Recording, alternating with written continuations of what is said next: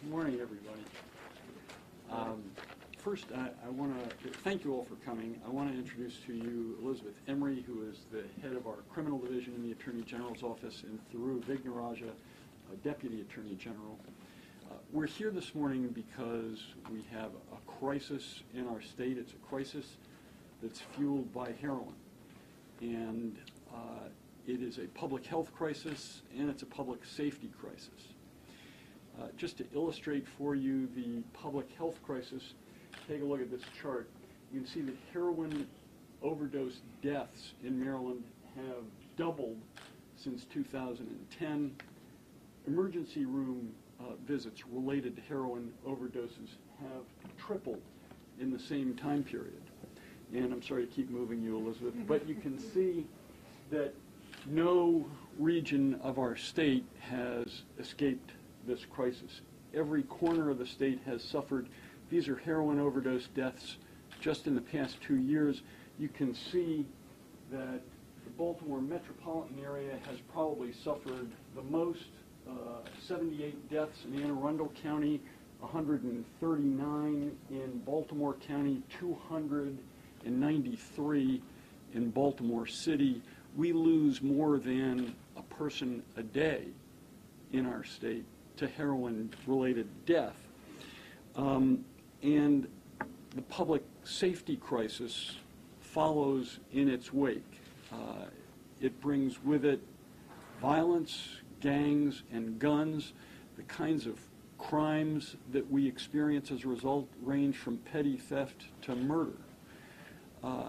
The folks who trade in this poison do not respect boundaries, and consequently, we have to ensure that our state borders don't pose an impediment to our enforcement of the law. And that's why today we are announcing that Maryland is joining the Northeast Mid-Atlantic Heroin Task Force. This is a task force that was formed originally by the 4 states of New York, Pennsylvania, Massachusetts, and New Jersey. Attorney General Eric Schneiderman of New York has been the linchpin of this. Today, Maryland is joining the task force with Maine. And that means that we will have a 700-mile-long partnership. And that's very important because the folks who are trading in this drug have to be tracked down, whether they're in Cambridge, Massachusetts, or Cambridge, Maryland, whether they're in Camden or Camden Yards, or Bangor or Baltimore. The task force will enable us to collaborate and cooperate with our sister jurisdictions. We'll be able to share information about names, phone numbers, stash houses, and we'll be able to track them whether they are moving by car up and down Route 95 or by boat or by plane. We have to be creative and innovative and cooperative in order to meet the very challenging problems that these criminals pose to us, and in order to make Marylanders safe from the scourge of heroin. Let me just say that I'm optimistic that this will help us get a handle on it. Our governors, our county executives, our police throughout the state, our state's attorneys throughout the state are concerned and have been working hard on this problem. We will be cooperating with them, but it will help us enormously to be able to cooperate with our sister jurisdictions. To give you a few more particulars about this problem, let me ask Thuru Vignaraja to say a few words. Thuru.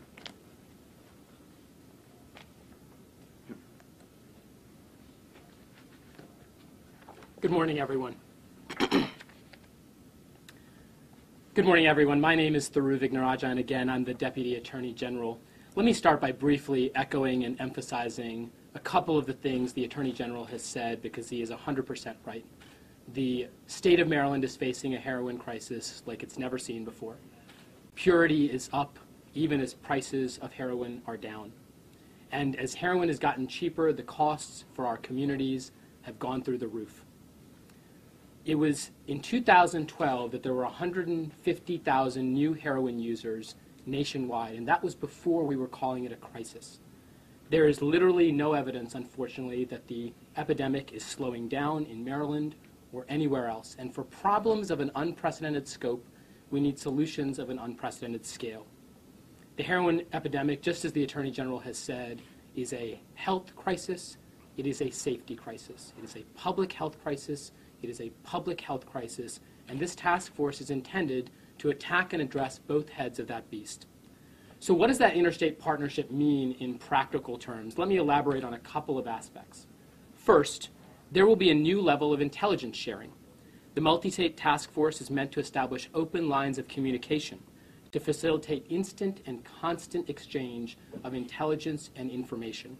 Instead of informal or case-by-case communications, the task force partners want to facilitate prompt and ongoing communication among and between police and prosecutors at the state, the local, at the federal level, in 6 states and counting. So if we learn about a new product of a certain purity, of a new pipeline, of a particular source who is lacing heroin with fentanyl, which is presenting a public health threat, that's information that the task force intends to transmit and share up and down the eastern seaboard. Second, this task force is intended to pave the way for joint multi-state investigations. Prosecutors in 2, 3, 4 states simultaneously investigating drug syndicates who are operating and working together across multiple states. The aim is to bring charges, perhaps simultaneously, in multiple states against multiple drug networks at once. Their networks, and this is the point, their networks don't stop at the borders, they don't stop at the Delaware Bridge, and neither should ours. Be clear, joining this task force is not the end of our work, it's the beginning. But this is an important first step. And this task force represents a new focus, a new emphasis in our fight against crime for this office under this Attorney General. That's part of the reason we've asked Elizabeth Embry, the head of the criminal division, who knows as much about the heroin crisis as anyone in Baltimore and across the state, to build on the great work of this office and to redouble our focus on organized crime, on gangs with guns who are financed and fueled by heroin trafficking. We have already started to talk with our law enforcement partners like the DEA and with our counterparts in other states and across this state. You know, experts will tell you that Chicago, New York, and Atlanta are major distribution hubs in North America for heroin, which places Baltimore in the middle of a devil's triangle for heroin. Because of its proximity to Philadelphia in particular, Baltimore has unfortunately become a destination city for heroin traffickers. What this task force means is that before a trafficker packs his bags and heads to Baltimore on I-95, the Maryland task force should know about it. When search warrants are executed in Western Maryland or West Baltimore that turn up links to Philly or New York City or Boston, our partners in Pennsylvania, New York, and Massachusetts should know about it. That's a lot to do, but we're proud to be working for an Attorney General who is making this a top priority for this office and for the state of Maryland. Are there any questions? Yes, ma'am. Hi, I'm Sarah with the Baltimore Business Journal. Can you talk a little bit about why these particular states? You touched on it a little, but do you have reason to believe that there's a particularly strong pipeline coming from these states as opposed to states on our southern borders? Yes. Most of the heroin... Mr. Frost, could you just stay at the podium so we can Yes, get you sound? sorry about that. So more heroin comes to Maryland from New York and New Jersey than from any other area in the world. I mean, it comes from South America, Mexico, Afghanistan, et cetera, but we get it more from New York and New Jersey than any place else. So that's why. And I don't think that we're ruling out partnering with our southern neighbors, but this is where we are today. Can you give us an example of any past cases that any of you have worked on that were the investigation or the prosecution was hampered by the lack of cooperation across borders? I cannot, since I've not been in that business until about a month ago, but do one of you have an experience? You know, I don't want to comment on specific investigations, but there are certainly cases where we are up on a wire, where we are executing search warrants, and we suddenly learn that there's a link to New York City or to West Virginia. And at that point, what we have to do is pick up the phone and try to track down a prosecutor or a police officer in that particular jurisdiction to get some assistance. Sometimes that works great. Sometimes it doesn't. You're getting an intercept on a wire at 10 p.m. or 2 a.m., and all of a sudden you need to try to let somebody know in New York City that there's a trafficker heading up I-95. That's the type of informal case-by-case communications that we've had to survive with, but this is the type of structure and partnership that will make that a thing of the past. These are going to be people and police and prosecutors that we work with every day, every month, on joint investigations and on separate investigations. And that kind of partnership is really, I think, going to make a difference for tackling a problem that really spans the eastern seaboard and across the country. You talked about the deaths and the health-related issues of that. In terms of crime, are you seeing a spike in crime that's related to heroin? Yeah, heroin brings in its wake crime. I mean, first of all, it's illegal to own, sell, use heroin. And as I said before, we see all kinds of crime attendant to it. I mean, people are desperate to get the next fix, they commit crimes. The folks who are selling it fight with each other for territory, and it ranges from property crime to violent crime to murder. Do you worry that if you do not get a handle now, that there, in other countries with drug cartels and the problems that were caused by those, do you worry that we could be seeing more and more problems like that? Yeah, absolutely. I think we have a stronger law enforcement structure in the United States and a greater respect for rule of law than exists in some of our neighboring countries, but it's a threat. The more money these folks can make, the more powerful they become and the more dangerous they become. You mentioned Baltimore becoming sort of a destination city for heroin traffickers. Can you elaborate on what exactly it is that you're seeing and maybe a little bit more about what about Baltimore is making that possible? Absolutely. You know, there are two forces that drive things like that. One of them is the demand. There is a real addiction problem in Baltimore City and now across the state of Maryland. That's what's leading to these spiking deaths and these spiking emergency visits. And demand draws dealers.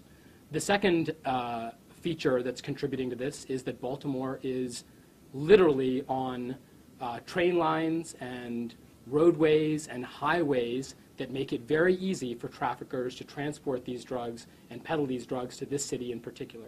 The convergence of those two factors makes Baltimore a real hot spot, and it's something that it's very important that we've been working on with our partners for months, for years, but it's something that we need to redouble our focus on. Well, let me just add to that I want to emphasize a point that Theroux made earlier, and that is that the price of heroin has dropped dramatically. In the 1980s, 1981, it sold for about $3,200 per gram. Now it sells for about $400, or last 2 years ago, in 2012, according to the White House, it was selling for about $465 per gram. And the purity was 3 times as great as it was in the 1980s. So that fuels the demand. It's cheaper.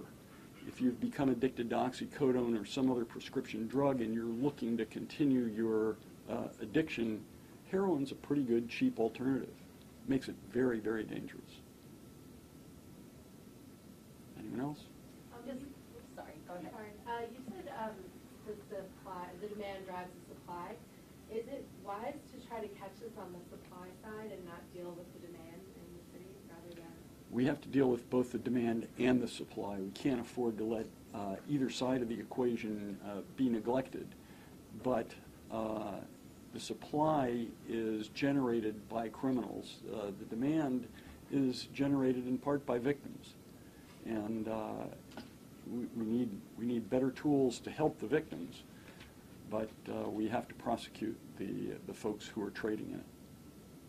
Does this mean any extra funding or resources or personnel that will Well, I'd love to see that, but we don't get to write the checks. Is there anything you can say about the role that emergency departments and hospitals could play? Obviously, they have a big role on the public health side in dealing with, maybe the victims. But from a public safety perspective, is there anything that you'll be doing to work with hospitals more closely? Well, yeah. Let me just say, I think you can conclude from this chart that our emergency medicine is doing a very good job, because the visits have tripled and the deaths have doubled.